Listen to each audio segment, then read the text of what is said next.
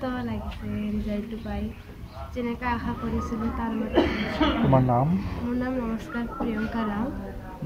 কোন বিভাগত? প্ৰথম বিভাগত। মই 76% পাইছোঁ, 76.33, আৰু মোৰ লেটাৰ আহিছে 3টাত, আছামিজ, ইংলিছ আৰু ছ'চিয়েল চায়েন্স। ভৱিষ্যতৰ পৰিকল্পনা কি? মোৰ পৰিকল্পনা ভৱিষ্যতত এজন IAS হোৱাৰ পৰিকল্পনা আছে। বৰ্তমান ক'ত পঢ়িবা? বৰ্তমানতো স্কুল খাটাং হোৱা নাই, কিন্তু মই আৰ্টছতে পঢ়িম। দেউতাই কি কৰে?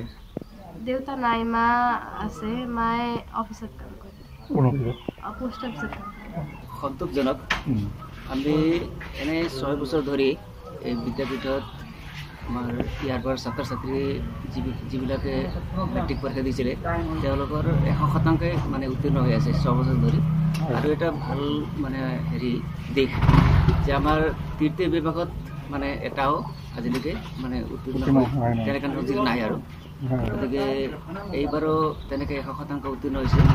এইবাৰ 27 জন আছিল, 27 জনৰ 24 জনে প্ৰথম বিভাগ পাইছে আৰু 3 গৰাকীয়ে দ্বিতীয় বিভাগ, আৰু তাৰ ভিতৰত 2জনে ষ্টাৰ পাইছে। গতিকে আমি ষ্টাৰ পোৱা ছাত্ৰীগৰাকীৰ নাম কি? নাম প্ৰথম 81 পাইছে জ্যোতি নৈটেল, আৰু প্ৰিয়ংকা ৰাউত বুলি ছোৱালীজনী, তাই 76% পাইছে। গতিকে আমি সন্তোষজনক। আমাৰ এই অঞ্চলটো অতিকৈ পিছপৰা, গতিকে এনেকুৱা পিছপৰা অঞ্চলত অভিভাৱকসকলে যথেষ্ট কষ্ট কৰিছে, আমি ইয়াৰ টিচাৰবিলাকে যথেষ্ট কষ্ট কৰিছোঁ।